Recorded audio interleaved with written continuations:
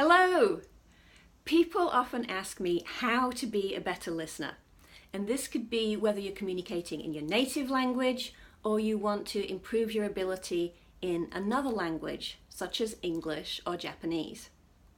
The problem with communication is that an idea or thought starts in one person's head, it turns into words, and then as it comes into our head, it gets filtered through our background, our culture, our beliefs, and our values, so that by the time it gets here, it may be quite different from how it started off.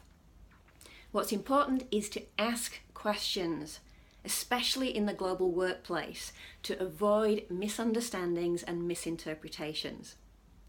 Now let me illustrate this with an example from my past. In the 1990s, I started working in the Japanese steel industry, and I had no background knowledge in that area.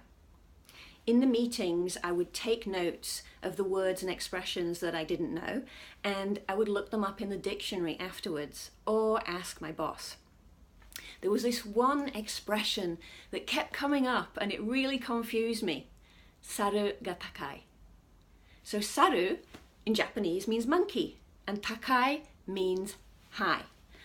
So what did high monkeys have to do with steel production?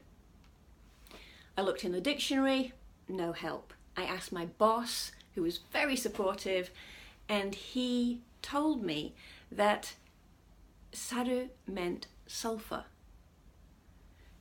So it referred to the high sulfur content in the coal that was being used in steel production.